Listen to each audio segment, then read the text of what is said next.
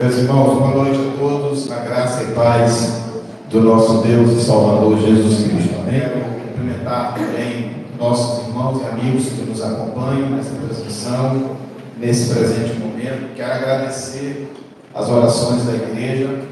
Eu fico muito feliz diante de Deus quando eu percebo que os irmãos estão orando pela nossa vida, pelo nosso ministério, pela nossa família.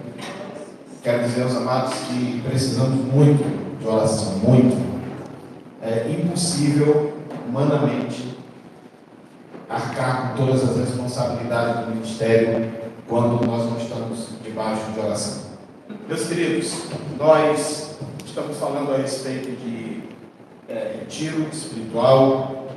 Nossa igreja está respirando ali os ares que nos aproximam do nosso retiro, que eu acredito vai ser um retiro maravilhoso. Nós estamos trabalhando e orando para que seja o melhor retiro das nossas vidas, em nome de Jesus. Porém, há muitas organizações cristãs e líderes cristãos que têm uma visão diferente sobre o que fazer durante o período do carnaval. É claro que isso faz parte de um novo momento na história da igreja. Aqueles que são mais experientes na caminhada, como eu, já estão aí nessa carreira há algumas décadas, sabem que lá atrás não havia nada que chegasse nem perto de alguma coisa do tipo escolas de samba evangélicos ou blocos evangélicos sendo colocados nas ruas, debaixo do argumento de que isso seria uma estratégia de pregação do Evangelho. Isso é um fenômeno recente na história da igreja, aqui no Brasil. E eu, particularmente, e eu quero pontuar aqui, antes de mais nada, o meu mais absoluto respeito, consideração por todos aqueles que pensam diferente de mim com relação a isso. Não quero fazer aqui juízo de valor sobre as intenções das pessoas, porque esse é um campo que só Deus tem acesso, mas com muita honestidade, com muita sinceridade, muito comprometimento com as Escrituras, eu gostaria que hoje nós analisássemos o que biblicamente nós devemos pensar a respeito dessas estratégias daquilo que se chama de carnaval gospel. E eu quero convidar os irmãos para nós fazermos aí duas leituras. Nós temos um texto base, está lá em 2 Coríntios, capítulo 6, verso 17. E temos um texto áureo que está em Romanos 12, 2. Vamos começar com 2 Coríntios 6, 17. Segunda carta de Paulo aos Coríntios 6, 17. Que aqui na minha tradução diz assim: por isso, saí do meio deles e separai-vos, diz o Senhor. Não toqueis em coisas impuras, e eu vos receberei. Agora, Romanos capítulo 12 e versículo de número 2. Romanos capítulo 12 e versículo de número 2 nos diz assim: e não vos conformeis com este mundo, mas transformai-vos pela renovação da vossa mente, para que experimenteis qual seja a boa, agradável e perfeita vontade de Deus. Amém? Deixar claro para os irmãos que esses dois textos, eles já, de antemão, eles nos chamam e nos despertam para a compreensão de que há uma diferença que precisa ser preservada na nossa vida com relação a tudo aquilo que nos circula no mundo ao redor. Jesus, lá no capítulo 17 de João, ele faz uma oração pela igreja e ele pede: Senhor, eu não te peço que tu os tires do mundo, mas eu te peço que tu os livres do mal.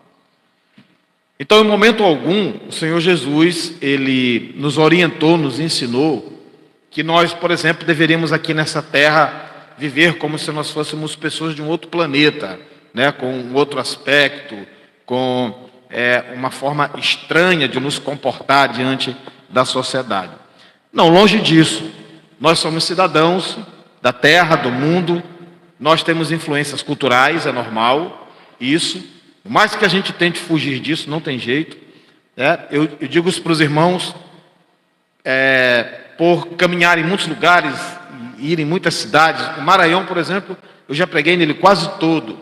E é interessante que muitas vezes eu percebo de onde uma pessoa é, de que região ela é, só pelo jeito dela. Por algumas coisas que a pessoa fala, por algumas atitudes que a pessoa tem. Isso aí são traços culturais. E aqui em Alcântara não é diferente, na vida de quem nos assiste não é diferente. Nós temos isso, e eu tenho isso também. Eu também trago da minha herança cultural comportamentos, atitudes que provavelmente eu não vá mais conseguir me desvencilhar disso. Eu tenho um jeito de ser, eu tenho uma forma, por exemplo, de me relacionar com as pessoas, eu tenho um jeito de me aproximar, de falar. E eu vou dizer uma coisa aqui para os irmãos, houve um lugar que eu estive, onde, por exemplo, as pessoas achavam estranho o fato de eu abraçar as pessoas. Acharam que aquilo era um comportamento estranho e que um pastor não deveria abraçar ninguém. Agora, isso é complicado para mim, porque eu gosto de abraçar as pessoas. É a minha herança, é a minha raiz, é a minha formação, inclusive familiar, é essa, de ser afetuoso, carinhoso, de ser próximo das pessoas. Gosto de estar próximo. Mas em alguns lugares as pessoas veem isso com uma certa preocupação e tem um certo conceito negativo em torno disso. Então essas coisas, esses regionalismos, eles fazem parte da nossa herança, da nossa tradição humana. Então, a gente não pode também negar isso. Agora, a palavra de Deus, ela nos orienta a termos sabedoria para estabelecer até onde a gente estabelece uma fronteira disso. E para a gente não confundir o que é uma herança genuinamente cultural com alguma coisa que é de procedência maligna e que tem interferências na nossa vida espiritual. Por exemplo, hoje, na nossa sociedade moderna, muita coisa que está sendo chamada de cultura é, na realidade, práticas reprovadas pelas Escrituras Sagradas e muitas delas de grande aproximação com o inimigo das nossas almas. Então a gente precisa saber colocar isso tudo aí numa peneira, à luz da palavra, e ver o que é aceitável, o que é realmente neutro, o que realmente não tem potencial negativo sobre as nossas vidas e o que tem. E eu posso assegurar para os irmãos aqui que carnaval não é cultura. Ainda que os meios de comunicação vendam essa imagem, ainda que os intelectuais desvencilhados da palavra de Deus queiram convencer as pessoas disso, e ainda que, lamentavelmente, alguns líderes cristãos, por razões que só Deus conhece, estejam também começando a falar alguma coisa nessa direção. O carnaval não é uma prática cultural, ainda que ela tenha sido incorporada como tal no imaginário popular. Aqui no Brasil, posso dizer para os irmãos que o carnaval é uma porta aberta, escancarada, para uma atuação diabólica sem precedentes ao longo de todo o ano. Ainda que durante o ano inteiro o inimigo reine e opere de diversas formas, isso não tem comparação com o que acontece no período do carnaval.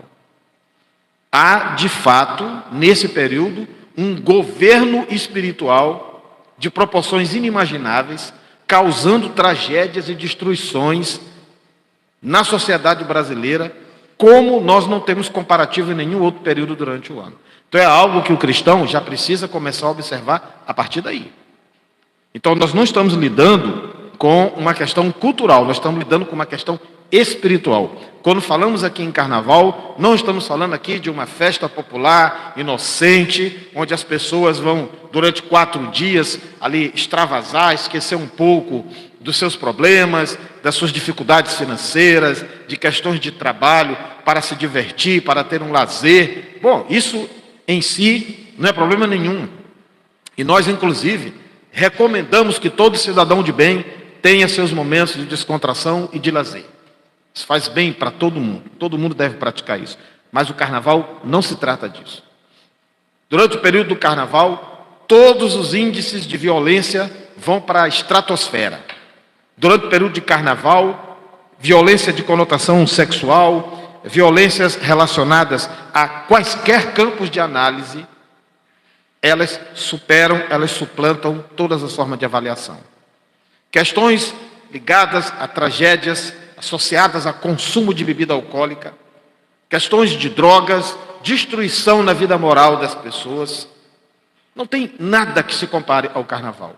E o carnaval virou uma marca no Brasil, não uma marca positiva. Ainda que as autoridades gostem do carnaval pelos dividendos do ponto de vista financeiro, que a grande afluência do turismo, somente o turismo internacional, proporciona.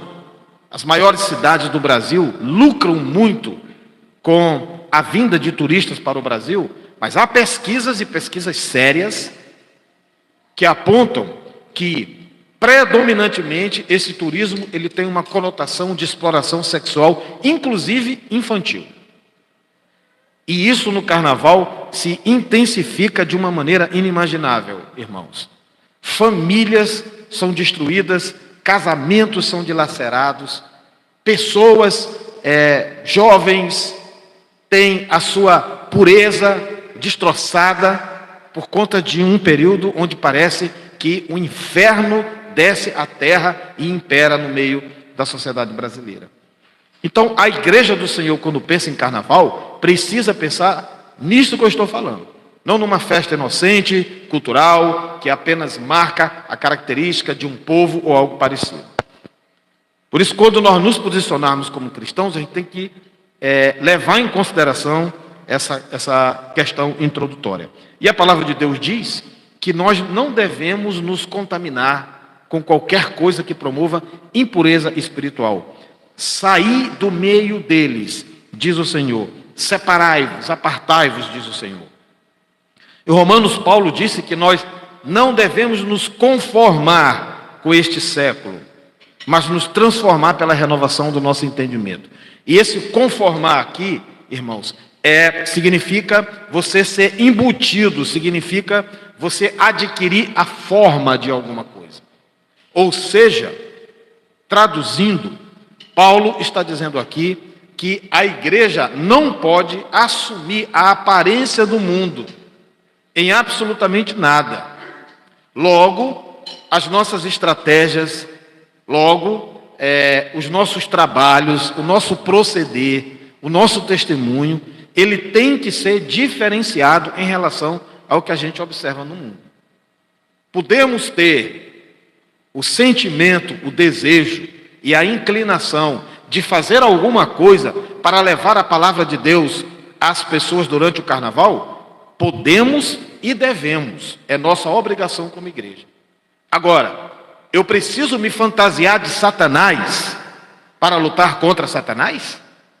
Eu preciso adquirir a aparência, o aspecto, os métodos, a forma do mundo para conseguir chegar até o mundo e levar a luz do Evangelho? É evidente que não. Quanto a isso, o nosso objetivo hoje é demonstrar biblicamente que não é dessa forma que a igreja deve caminhar. Aí na nossa folha, o primeiro tópico fala sobre um convite que nós temos à santidade, que é a importância da separação do mundo para o cristão, o chamado para viver uma vida santa em todas as áreas. E aí nós temos o texto de 1 Pedro, capítulo 1, versos de 15 a 16, que diz assim: mas como é santo aquele que vos chamou, sede vós também santos em toda a vossa maneira de viver, porque está escrito: sede santos, porque eu sou santo. Amém? Eu já tenho falado aqui para os irmãos, mas é importante reforçar e reiterar aqui o entendimento que nós precisamos ter sobre o que significa ser santo, pelo fato de nós termos essa grande influência. A maioria de nós aqui, como eu, vem de um berço católico romano, onde a gente aprendeu que santo é aquela pessoa que foi canonizada pela Igreja Católica, que é retratado nas gravuras com aquela auréola na cabeça, e que a gente imagina que é uma pessoa que não peca, uma pessoa pura, que não faz nada de errado. Normalmente nós somos influenciados por esse conceito do que significa ser santo. Mas a Bíblia diz que todos nós que um dia rendemos os nossos corações e almas a Cristo Jesus, somos santos. Porque a palavra santificação, na verdade, significa separação. Santo é alguma coisa que é separado para algo. Então, quando a palavra de Deus diz sede santos, ela está dizendo, vocês têm que se separar para mim. O Senhor está dizendo, separem-se, afastem-se e reservem-se para mim, porque vocês são minha propriedade. Portanto, aqueles que querem viver em Cristo Jesus, precisam definitivamente compreender isso, irmãos. Você sabe que isso hoje está cada vez mais difícil de ser abordado dentro das nossas igrejas. Nós estamos sofrendo uma avalanche de liberalismo, de secularismo impressionante. E algumas coisas que não deveriam nem se cogitar em nosso meio, passaram a se tornar normais. Como, por exemplo, o modo do cristão se expressar, o modo do cristão se vestir, o modo do cristão se posicionar dentro de uma sociedade. Hoje, nós estamos vivendo aí uma tolerância, uma aceitação ampla em todos os aspectos. Não se pontua mais limite para nada. Eu tenho visto, por exemplo, alguns anúncios pelas redes sociais de retiros de igrejas. E tenho ficado estarrecido. Parece que é um convite para uma colônia de férias. Parece que é alguma coisa festiva, muito próxima até daquilo que o mundo está também interessado para vivenciar nos próximos dias. Não há nem mesmo uma linguagem que identifique aquilo como o Evangelho. Parece que ficou feio você parecer que é crente. Ficou feio isso. Os irmãos sabiam que tem pastores agora que não querem mais colocar um terno, uma gravata. Esse negócio ficou feio, está cafona isso, né? Então, andar com uma Bíblia está se tornando raro. Os irmãos sabiam que existem igrejas, eu vou falar da minha cidade, porque aí eu posso falar da minha cidade. Existe igreja na minha cidade onde você dificilmente vê um crente com uma Bíblia. Dificilmente você vê um crente com uma Bíblia. Então a Bíblia é um signo de identificação do servo de Deus. Eu sou de um tempo em que a gente sentia orgulho, alegria de ser visto com uma Bíblia. Que as pessoas olhassem para você, esse camarada está com uma Bíblia na mão, esse deve ser crente. Provavelmente aqueles que não gostam de andar com Bíblia é exatamente porque não querem que as pessoas o observem e digam, esse é um crente. Então, há nos nossos dias uma grande crise de identificação com o Evangelho. E parece que ficou feio você parecer que é crente. E a nossa linguagem mudou.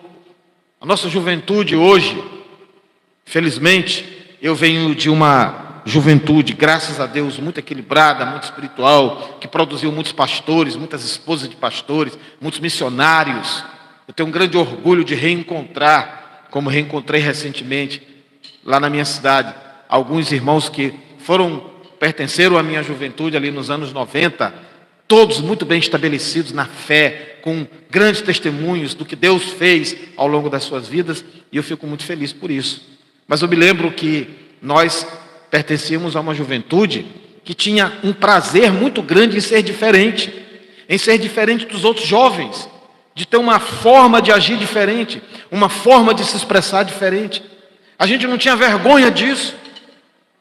A gente não tinha nenhum problema em lidar com isso. E hoje parece que o jovem cristão, ele está muito preocupado com o julgamento, com os rótulos, dele não ser aceito na sua tribo. Crente não tem tribo, quem tem tribo é índio. Nós somos servos de Deus e precisamos ter orgulho, meus irmãos, desse privilégio que é poder ser selado pelo Espírito Santo de Deus.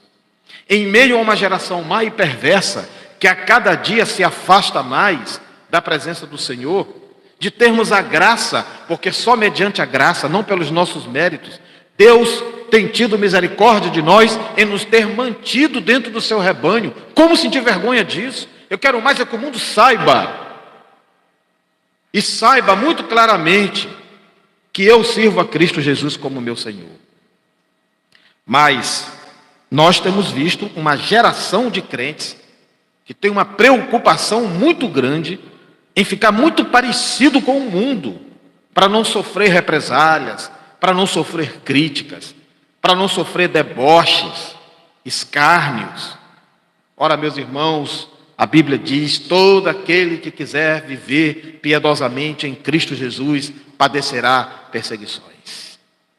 O Senhor Jesus deixou claro isso. Se eles perseguiram ao seu Senhor, perseguirão a vocês também.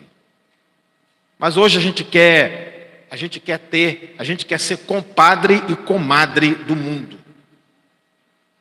Hoje a gente quer viver dentro desse espectro do politicamente correto e a gente não quer sofrer nenhum tipo de reação.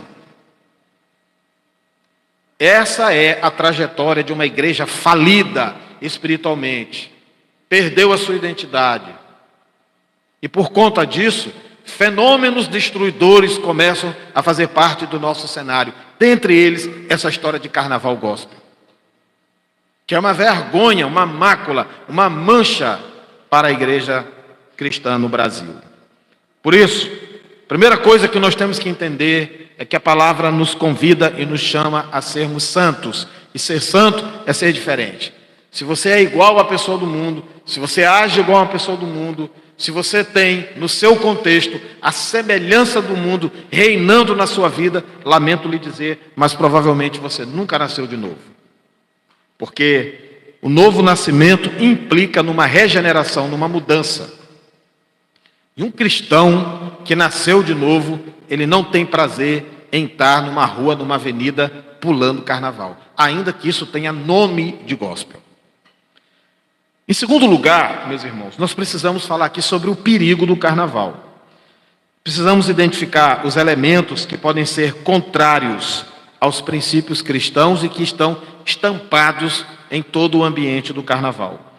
Em 1 aos Coríntios, capítulo 6, e no versículo 12, está escrito assim: todas as coisas me são lícitas, mas nem todas convêm.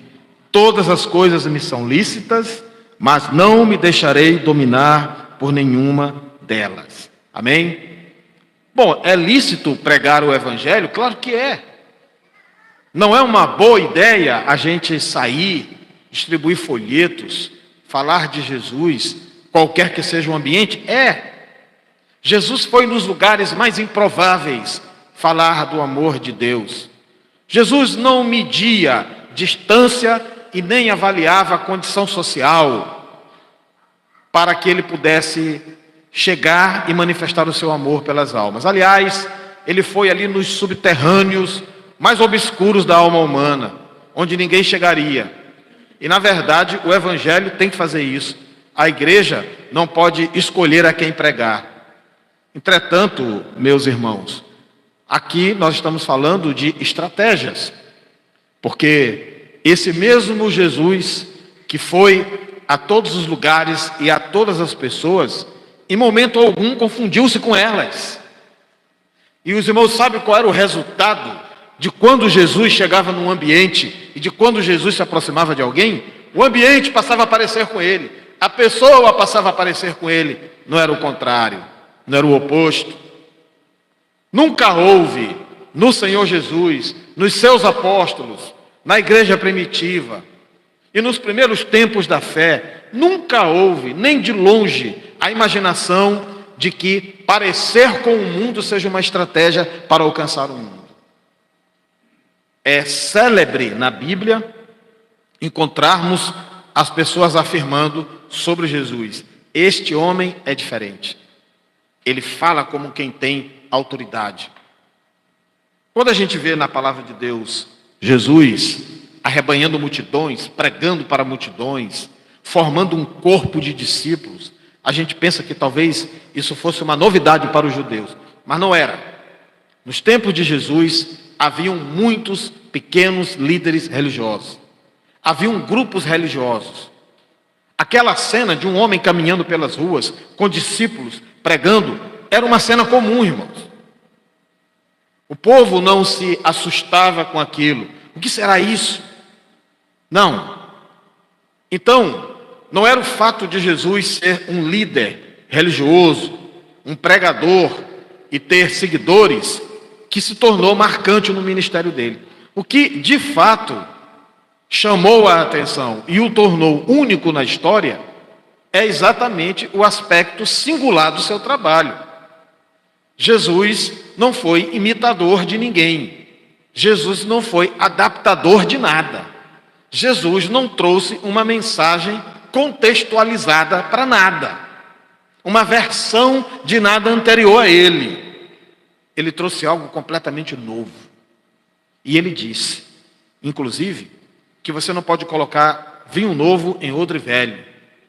E que, da mesma forma, você não pode colocar um remendo numa roupa velha.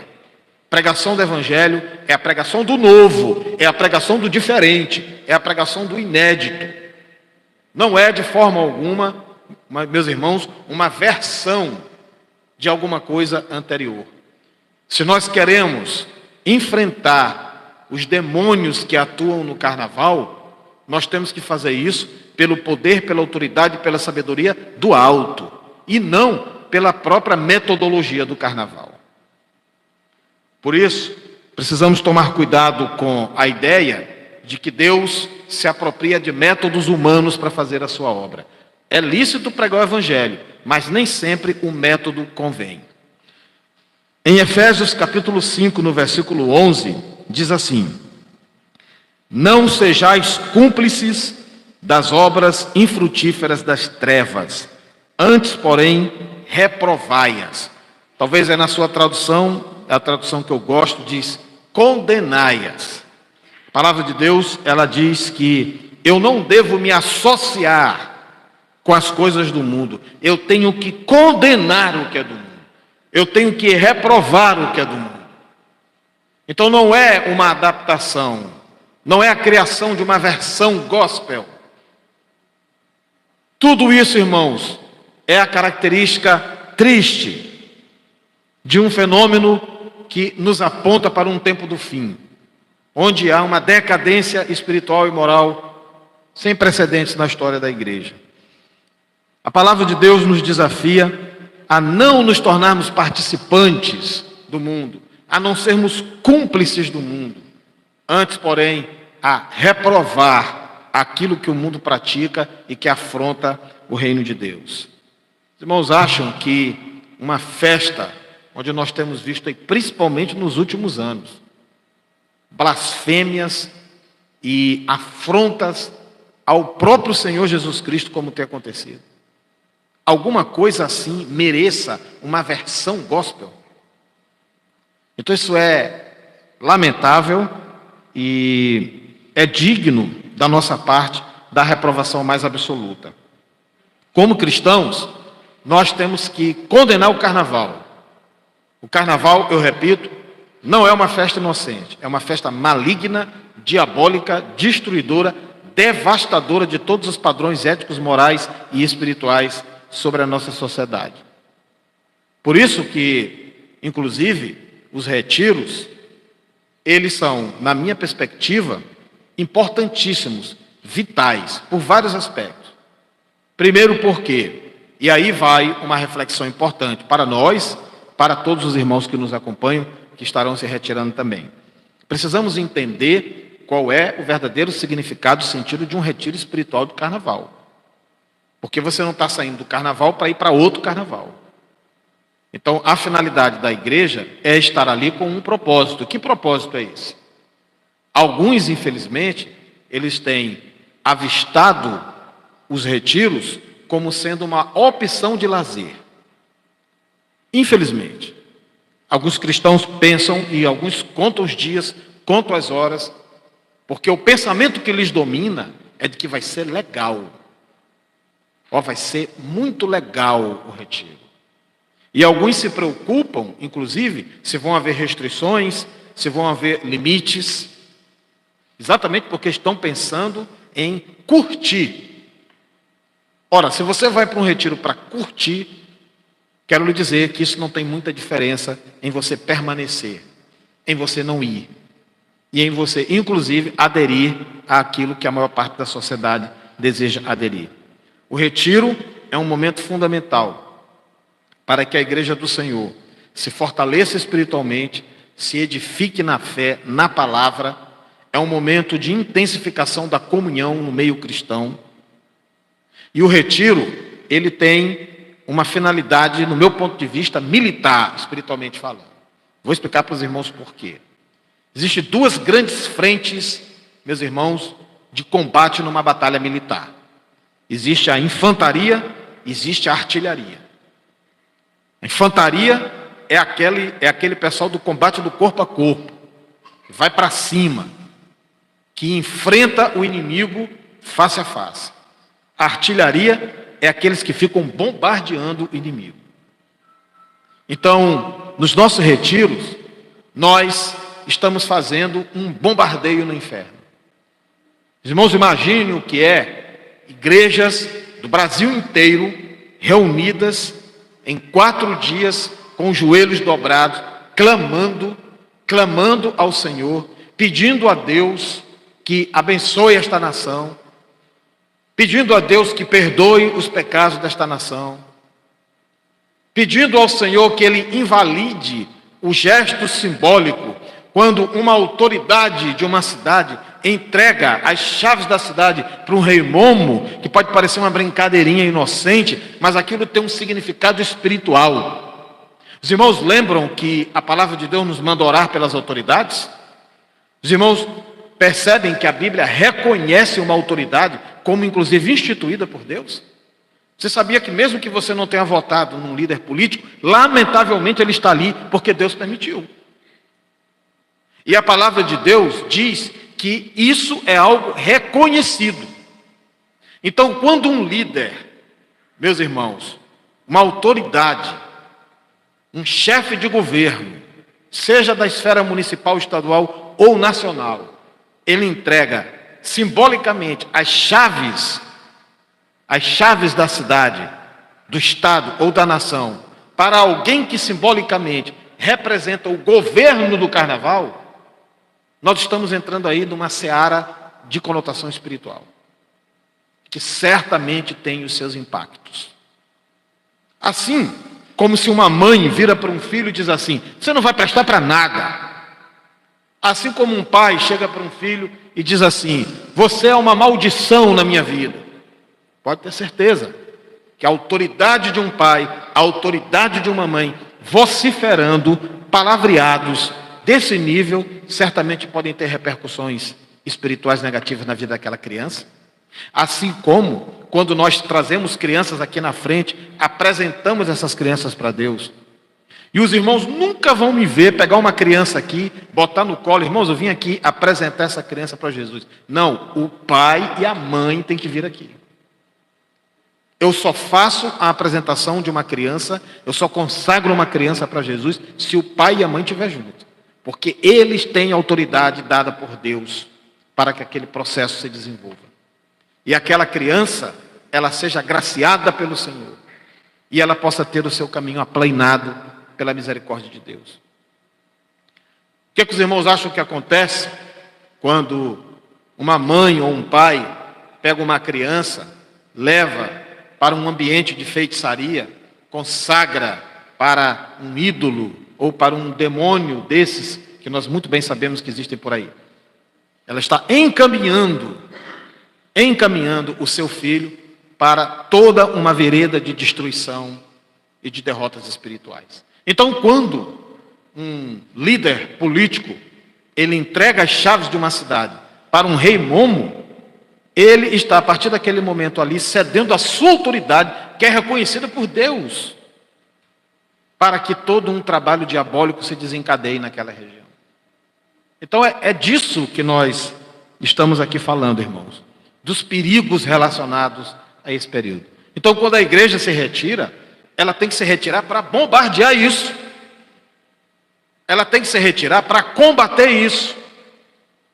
Então, aqui nós particularmente teremos artilharia e teremos infantaria também, porque também vamos para a rua, também vamos pregar, vamos fazer a blitz, onde nós vamos parar os veículos, vamos orar pelas pessoas, vamos pregar o evangelho. Esse é o trabalho do corpo a corpo, mas lá também, todos os dias, haverão consagrações, haverão orações, vamos estar bombardeando o inferno, orando e pedindo a bênção do Senhor sobre a nossa nação.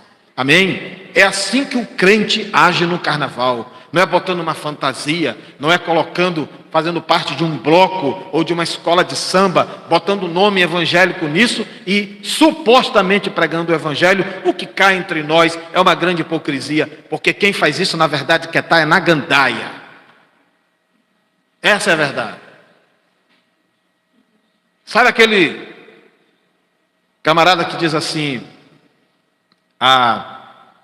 ele quer, por exemplo, no caso dos músicos, ele quer introduzir um ritmo completamente absurdo, inaceitável, e colocar um nome de gospel nisso. Outro dia eu vi aí uma tal de pisadinha gospel. Vocês já viram isso? Arrocha gospel.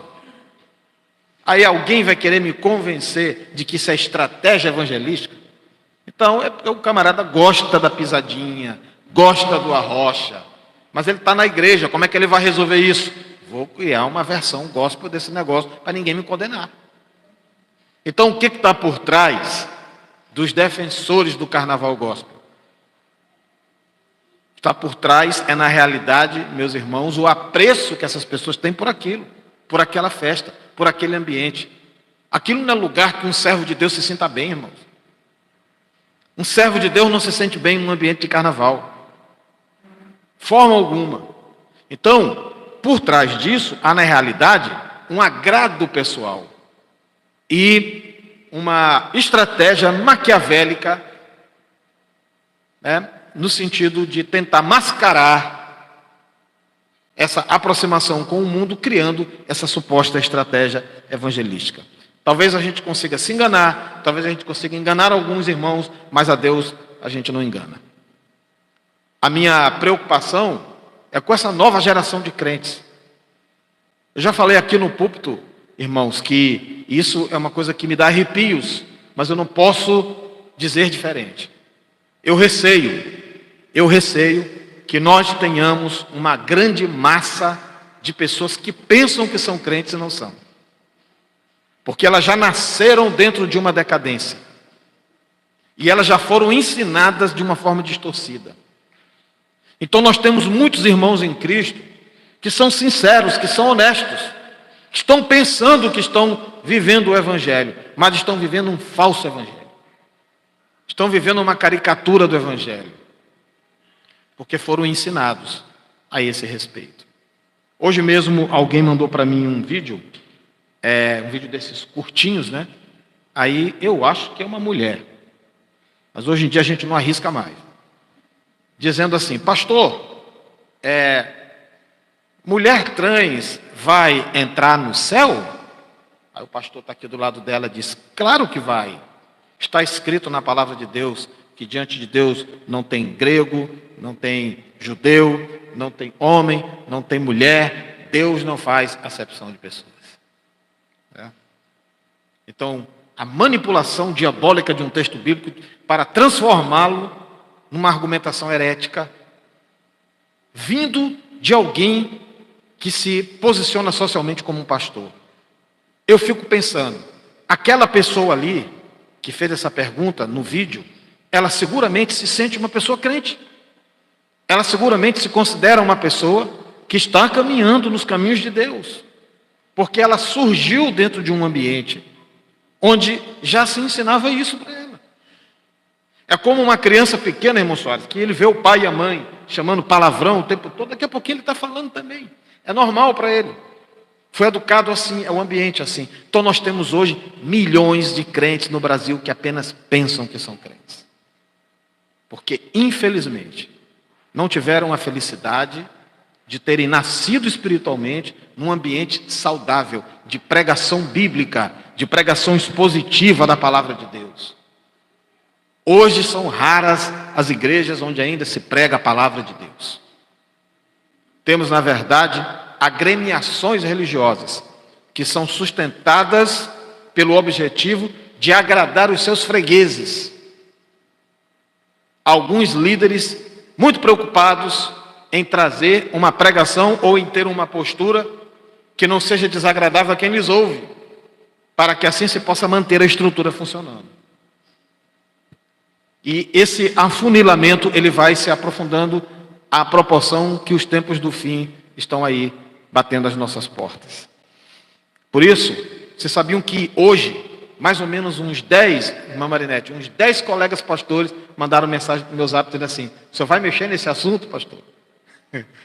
Pastor, você vai falar disso mesmo? E quando eu falei da questão do esquerdismo, rapaz, não fala disso na igreja, né? Olha o homem, olha o careca, aí o careca está te olhando. A gente hoje vive cerceado pela preocupação com as consequências da pregação da genuína mensagem do Evangelho. Meus irmãos, lembram do que aconteceu com os apóstolos? Pedro e João. A Bíblia diz que eles foram presos porque estavam pregando o Evangelho. Só que, além da pregação do Evangelho, eles oraram por aquele coxo lá na porta da igreja, que ficou curado, completamente curado, né? E aí o povo todo testemunhou aquilo. Não tinha como. E aí os fariseus, os sacerdotes disseram assim: não tem jeito, não tem como a gente negar, né? Aí o que acontece? Eles foram espancados, sofreram lá uma quarentena de açoites, porque pregaram o Evangelho, e depois foram chamados e foram dito: olha, não preguem mais sobre o nome deste homem aqui. E a palavra de Deus diz duas coisas que me chamam muita atenção, irmãos. Em primeiro lugar, a Bíblia diz que eles se alegraram, porque eles foram considerados dignos de sofrer por causa do Evangelho. Ficaram felizes, porque para eles era um prêmio estar sendo perseguidos por causa do Evangelho. E em segundo lugar, eles disseram, né, nós não podemos deixar de falar daquilo que vimos e ouvimos. Amém? Será que ainda temos, irmãos, pastores assim? Será que ainda temos pregadores assim nessa geração? Quando eu vejo crentes, líderes cristãos, preocupados em formar bloco de carnaval, escola de samba, eu receio que estão cada vez mais raros esses servos de Deus. Mesma coisa que Pedro disse para o sacerdote: eu não posso deixar de falar do que eu vejo e do que eu uso. O meu comprometimento com a palavra de Deus me obriga a falar tudo que eu senti no coração que eu tenho que falar. Então, o que vai acontecer está na mão de Deus. Agora, a gente não pode deixar de falar, certo? Não pode deixar de falar. Meus irmãos, eu vou falar uma coisa aqui para vocês. Não é tão difícil. Outro dia eu ouvi alguém dizer assim, irmão Naldinho, dizer assim: pastor, hoje está tão difícil a gente saber quando um líder espiritual é mesmo um homem de Deus ou ele não é. Eu sinceramente, irmãos, eu não acho que isso é tão difícil, não. Porque assim, é muito fácil hoje, por exemplo, você enriquecer às custas da fé alheia. Muito fácil. É muito fácil hoje você ficar por cima. É muito fácil hoje, basta você entrar nesse grande sistema, nesse grande esquema, dizer o que as pessoas querem ouvir. Dá para elas, como os líderes romanos faziam, irmão Lopes, no passado, pão e circo. Um líder cristão que dá pão e circo para a igreja, ele é amado pela igreja. As pessoas batem palma para esse tipo de líder. É só você dar para as pessoas o que elas querem. Fale o que elas querem ouvir. Ofereça para elas o evangelho que cabe nos interesses particulares delas.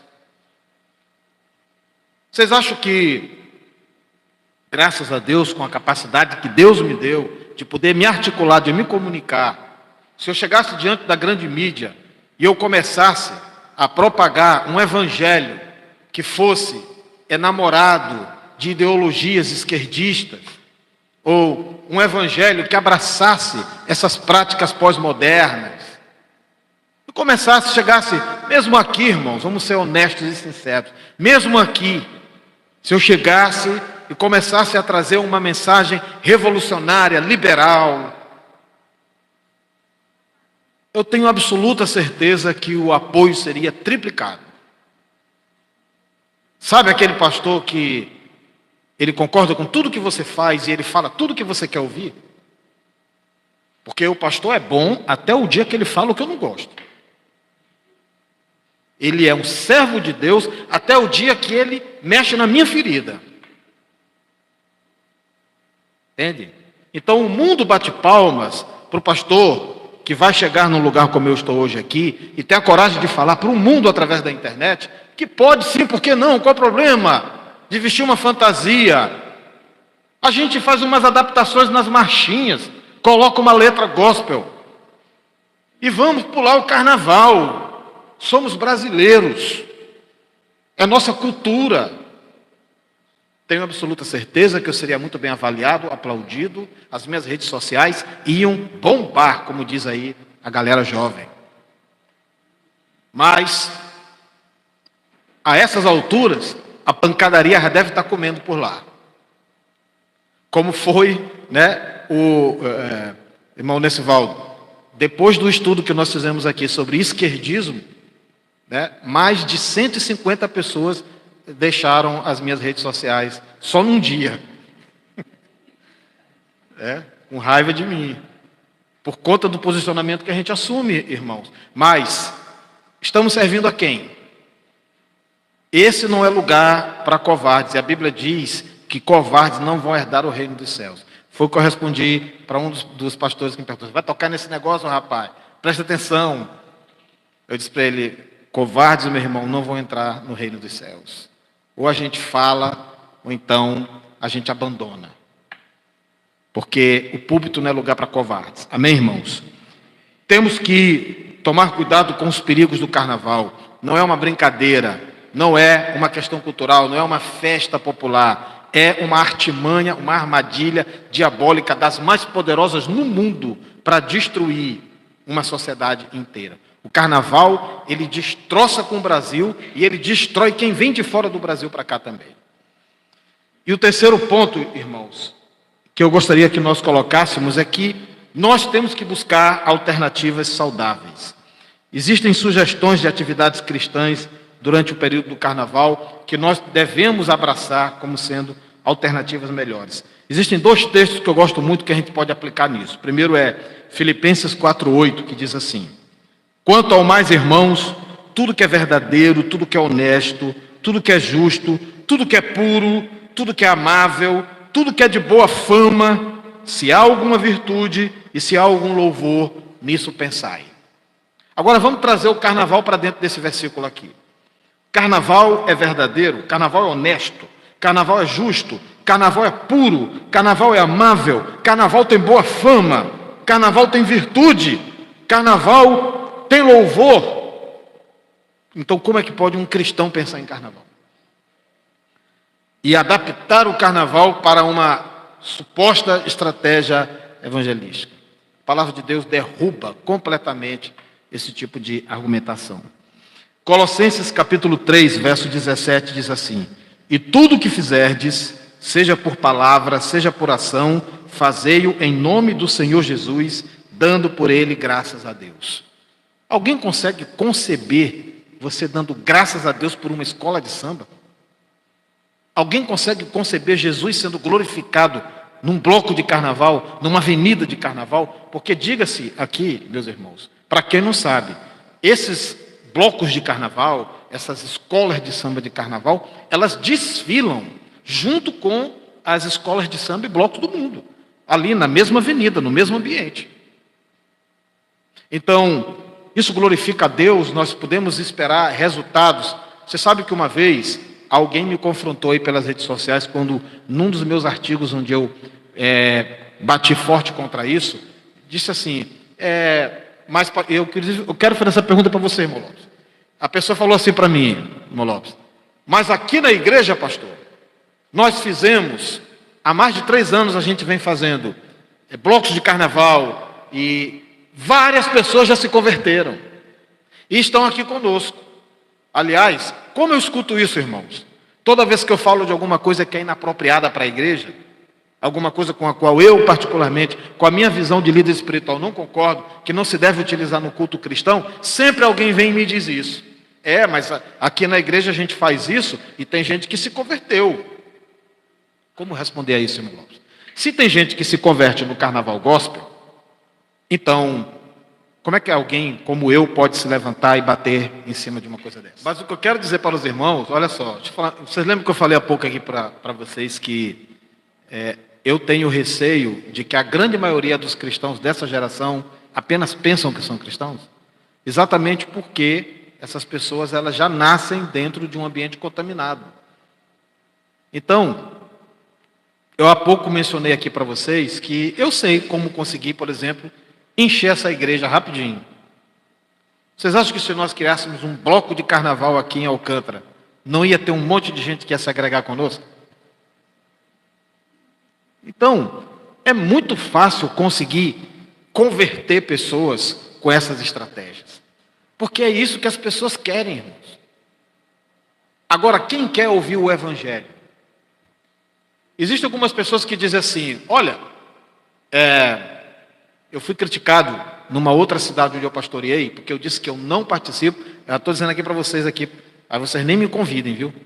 Eu não participo desse negócio de culto ecumênico, certo? Ou é culto, ou não é culto. Ecumênico não, porque só existe um Deus.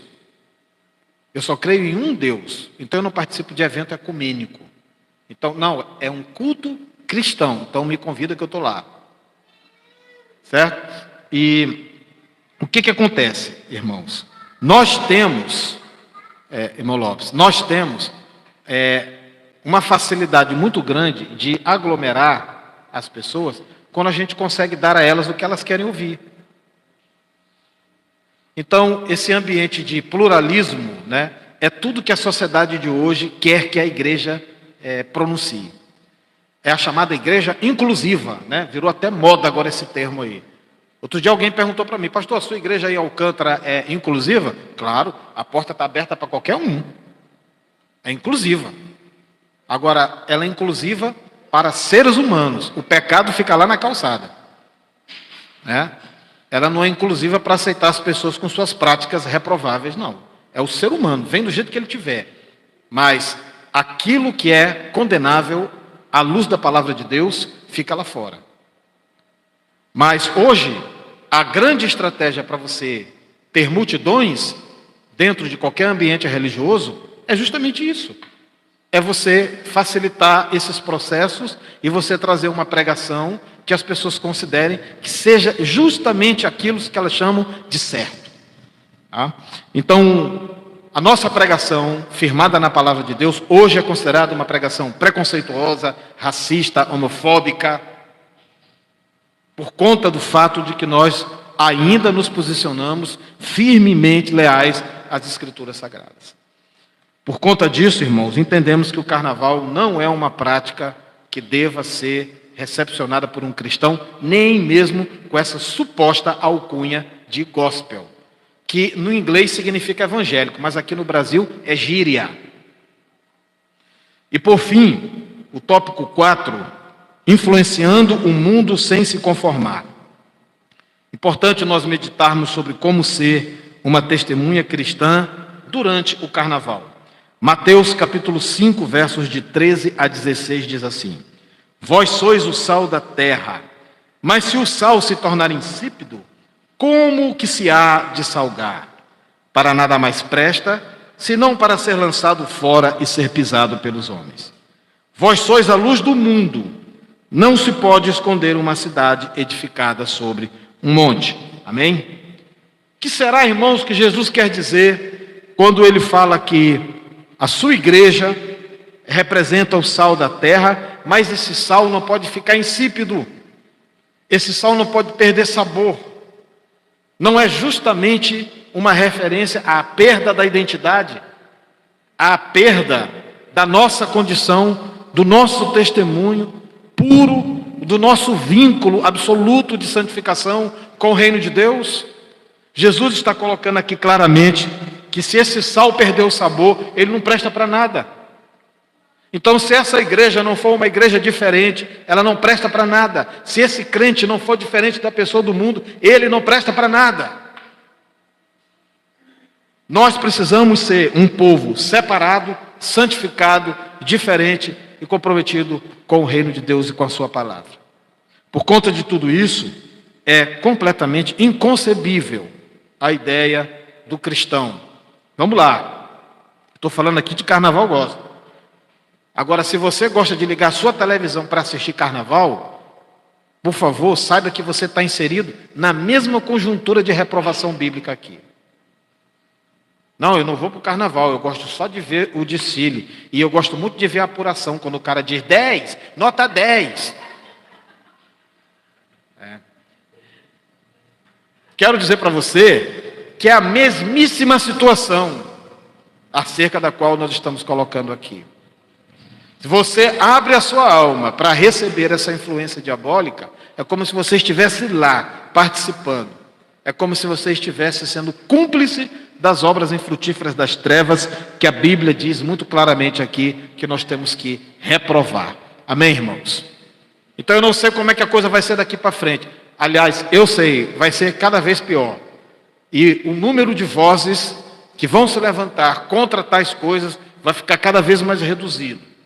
Mas glorifiquemos ao Senhor, porque Ele tem tido misericórdia de nós, a ponto de não nos manter cegos diante da verdade, e tem nos ajudado como igreja a continuarmos caminhando fiéis à sua palavra. Não fiquemos preocupados, irmãos, se nós somos uma minoria. É assim que tem que ser. São poucos os que vão acertar pela porta estreita. Esse caminho é apertado, não é muita gente que anda por ele. Não devemos estar preocupados se a grande multidão segue noutra direção. Até dentro da igreja hoje nós somos minoria.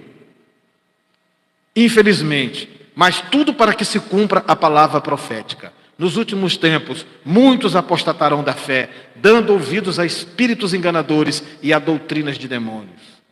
E Paulo também nos ensina que nos últimos dias, os irmãos em Cristo iriam se cercar de líderes conforme os seus próprios interesses.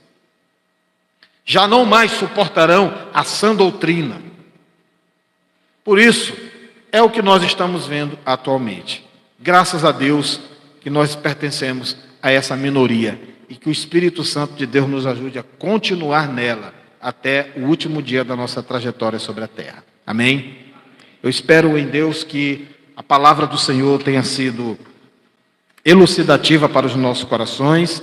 Era um tema pertinente, porque já o Brasil e o mundo estarão aí ensandecidos com essa festa diabólica e, infelizmente, muitos irmãos em Cristo enganados por essa suposta estratégia evangelística.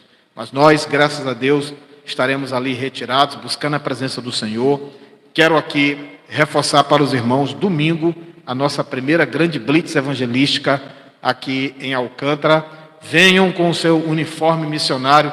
Nosso líder de missões, irmão Magno, mandou uma mensagem para mim, só pedindo: pastor, fala para os irmãos aí para ninguém esquecer do uniforme missionário, né? Todo mundo com a sua camisa Jesus Transforma, folheto na mão, Bíblia na mão, orando desde já, consagrando. Quem puder fazer um jejum, faça. É enfrentamento com as trevas. E vamos pregar o Evangelho naquele dia. Amém? Às 9 horas da manhã estaremos ali, parando veículos, orando pelas pessoas e guerreando espiritualmente a favor das almas.